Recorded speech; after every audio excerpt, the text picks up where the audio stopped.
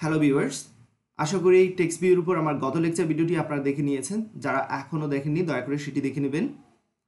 গত ভিডিওটিতে আমি টেক্সট ভিউয়ের কীভাবে ক্রিয়েট করতে হয় এবং টেক্সট ভিউয়ের height, with, text size, text style, text colour এবং টেক্সট অল ক্যাপস এই প্রপার্টিসগুলো ইউজ করতে হয় সে সম্পর্কে আপনাদের ধারণা দিয়েছি।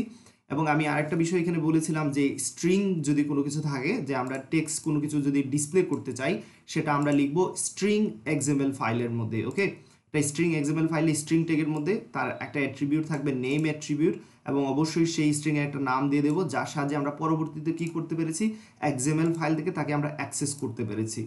ওকে, সো আমি আজকে আরেকটা টেক্সট ভিউ তৈরি করার ইচ্ছা আছে, সেটা করে নিচ্ছি।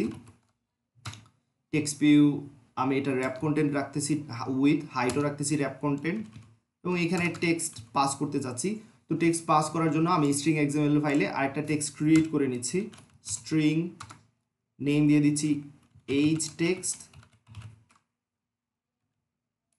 এবং দিয়ে দিচ্ছি আমার এইজ 27 ইয়ার্স ওল্ড। ওকে, সো স্ট্রিংটা আমরা ক্রিয়েট করে নিলাম। এবার আমরা এক্সএমএল ফাইল থেকে তাকে অ্যাক্সেস করতে পারবো, সেই জন্য আমাকে লিখতে হবে টেক্সটের মধ্যে আমরা স্ট্রিংটাকে নিয়ে আসবো, তাই আমাকে @স্ট্রিং ফোল্ডার যেহেতু আছে স্ট্রিং দেবো, তারপর আমরা দেবো /, এবং দেখতে পাচ্ছি যে এই যে চলে আসছে নেমটা, যেই নামে আমরা এটা সেভ করে রেখেছিলাম স্ট্রিংটাকে, নেম টেক্সট না, এক্স্যাক্টলি এইজ টেক্সট। তো আমি এইজ টেক্সট দিয়ে দিচ্ছি এখানে। তো এবার যদি আমরা ডিজাইনে যাই তাহলে দেখতে পারবো এখানে এইজ দেখাচ্ছে এবং এটা হরিজন্টালি দেখাচ্ছে, সাথে সাথে দেখাচ্ছে। এবার যদি আপনি চান সেটা ভার্টিক্যালি দেখার জন্য, তাহলে বাই ডিফল্ট অ্যালাইনমেন্ট লিনিয়ার লেআউটের থাকে হরিজন্টাল, সেটাকে আপনাকে করে দিতে হবে এবার কি ভার্টিক্যাল। সো ওরিয়েন্টেশনটা চেঞ্জ করে দিতে হবে, লেআউটের ওরিয়েন্টেশনটা চেঞ্জ করে দিতে হবে, ভার্টিক্যাল করে দিচ্ছি।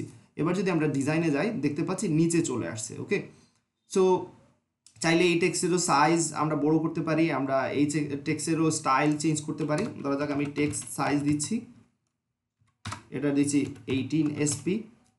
স্ট্রিংয়ের বেলায় সবসময় স্ট্রিংয়ের বেলা ফন্টের ক্ষেত্রে SP ইউজ করাটা সবচেয়ে better, so always SP use করার চেষ্টা করবেন। টেক্সট স্টাইল দিয়ে দিচ্ছি, এখানে বোল্ড ইটালিক ইউজ করতে পারেন, আমি ইউজ করতেছি ইটালিক। ওকে, সো এবার যদি আমরা ডিজাইনে যাই দেখতে পাচ্ছি আমার এইখানে আমাদের টেক্সটটা চলে আসছে। এবার যদি আমরা চাই যে এগুলোকে সেন্টারে নিয়ে যেতে, টেক্সটগুলোকে সেন্টারে নিয়ে যাওয়ার আমাদের যদি ইচ্ছা হয়, সেটা কীভাবে করবো সেটা দেখাচ্ছি। তো সেই জন্য আমরা যেটা করতে পারি যে উইথ এইখানে র্যাপ কন্টেন্ট দেওয়া আছে, আমি চাই যে আমার এই টেক্সটটা, নেম টেক্সটটা ম্যাচ প্যারেন্ট, অর্থাৎ যতটুকু উইথ আছে ঠিক স্ক্রিনের ঠিক ততটুকুই নেবে।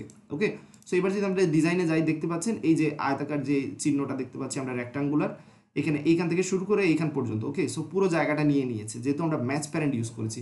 এবার আমাদের কাজ হচ্ছে এই আনিসুল ইসলাম অর্থাৎ নেমটাকে সেন্টারে নিয়ে আসা, অর্থাৎ অ্যালাইনমেন্ট আমরা কি করব, সেন্টারে নিয়ে আসবো। সেই জন্য আমরা যেই অ্যাট্রিবিউট ইউজ করতে পারি text alignment. So text alignment আমরা দিয়ে দিচ্ছি সেন্টার, তাহলে এই টেক্সটের অ্যালাইনমেন্টটা সেন্টারে চলে আসবে দেখতে পাচ্ছেন। সো এক্স্যাক্টলি আপনারা নেইমের ক্ষেত্রেও করতে পারেন।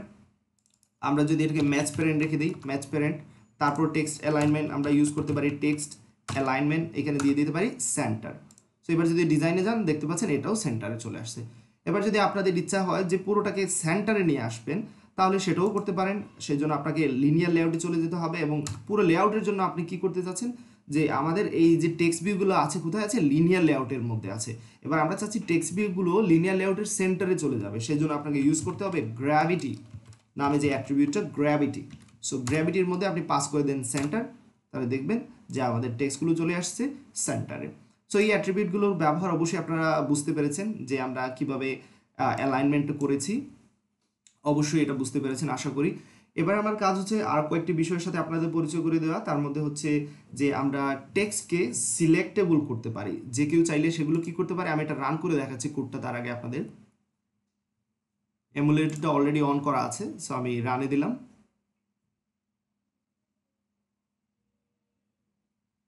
এবং দেখতে পাচ্ছেন এই যে আমাদের আউটপুট দেখাচ্ছে। তো এই টেক্সটগুলো কিন্তু সিলেক্টেবল না, দেখুন আমি কিন্তু সিলেক্ট করতে পারতেছি না। তো আমি চাচ্ছি টেক্সটগুলো সিলেক্টেবল থাকবে, আমার টেক্সটগুলো কি থাকবে, সিলেক্টেবল থাকবে, যতটুকু চাই আমি ততটুকু যাতে সিলেক্ট করতে পারি এবং কপি পেস্ট করতে পারি। সো সেই জন্য আপনাকে যে অ্যাট্রিবিউটটা ব্যবহার করতে হবে, আরেকটা প্রপার্টিজ এখানে ইউজ করতে পারেন, টেক্সট ইজ সিলেক্টেবল, এই প্রপার্টিজটা সে ইউজ করতে পারেন। বাই ডিফল্ট ফলস দেওয়া থাকে তাই আমরা টেক্সটগুলো সিলেক্ট করতে পারি না, আমরা এবার ট্রু করে দেব। সো এবার যদি আমরা কোডটা রান করি আবারও,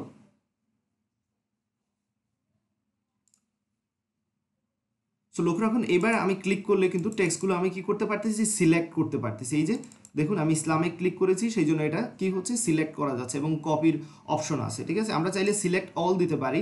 যার উপর আমরা এই text is selectable property use করেছি সেটা হচ্ছে এই টেক্সট ভিউ, যেখানে আমার নামটা দেখাচ্ছে। সো এই পুরোটা সিলেক্টেবল হয়ে গেছে। ওকে, সো এবার কপি করতে পারি এবং ডিফারেন্ট কোনো জায়গায় নিয়ে সেটা আপনারা চাইলে পেস্টও করতে পারেন। আরেকটা অ্যাট্রিবিউটের ব্যবহার আমি আজকে দেখাতে চাচ্ছি, text colour highlight. Text colour হাইলাইটটা আমি দেখাতে চাচ্ছি, টেক্সট কালার হাইলাইট।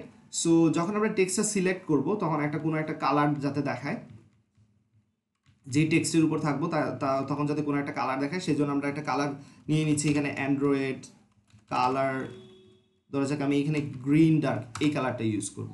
ওকে, তো এবার যদি কোডটা রান করি তাহলে আউটপুট দেখেই বুঝতে পারবেন যে টেক্সট কালার হাইলাইটের ব্যবহারটা কি, বুঝতে সুবিধা হবে। দেখুন আমি যখন এইখানে ক্লিক দিয়েছি তখন যে ব্যাকগ্রাউন্ড যে কালারটা দেখতে পাচ্ছেন হাইলাইট করতেছে সেটা কিন্তু গ্রিন, যেটা আমি সেট করে দিয়েছি এখানে। আপনারা চাইলে ডিফারেন্ট কালারও সেট করে দিতে পারেন। তো এই অ্যাট্রিবিউটগুলো ব্যবহার আশা করি খুব সহজেই আপনারা বুঝে নিয়েছেন। তো যাওয়ার আগে আরেকটা কথা বলে নিচ্ছি, যেই অ্যাট্রিবিউটের ব্যবহার সবচেয়ে ইম্পর্টেন্ট আসলে সেটা হচ্ছে আইডি। প্রত্যেকটা টেক্সট ভিউ, প্রত্যেকটা ভিউয়ের একটা আইডি ইউজ করা বেটার। যখন আমরা জাভা ফাইল থেকে আমরা টেক্সট ভিউগুলোকে অ্যাক্সেস করতে চাইবো, অবশ্যই আমরা এই ভিডিও টিউটোরিয়ালে সেটা দেখতেছি না, বাট পরবর্তী ভিডিও টিউটোরিয়ালে আমি যেটা দেখানোর চেষ্টা করব যে এই জাভা ফাইল থেকে কিভাবে টেক্সট ভিউকে অ্যাক্সেস করতে হয়। ওকে, সো তখন আপনার লাগবে এই টেক্সট ভিউকে যদি আপনি অ্যাক্সেস করতে চান কিংবা এই টেক্সট ভিউকে অ্যাক্সেস করতে চান, প্রত্যেকের একটা আইডি লাগবে। সেই জন্য আমরা আইডি অ্যাট্রিবিউট ইউজ করব, আইডি। এবং আইডির মধ্যে এখানে প্রথম যেটা আছে @ বা @+id / তারপর একটা নাম দিয়ে দিতে হবে।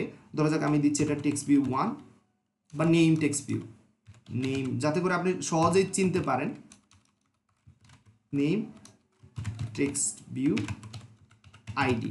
ওকে, যাতে করে আপনি জাভা ফাইল থেকে এটাকে চিনতে পারেন যে আমার এই টেক্সট ভিউ নাম হচ্ছে নেম টেক্সট ভিউ। এক্স্যাক্টলি এইখানেও একটা আইডি দিয়ে দিতে পারেন। আমি এটার নাম দিয়ে দিচ্ছি এজ টেক্সট ভিউ।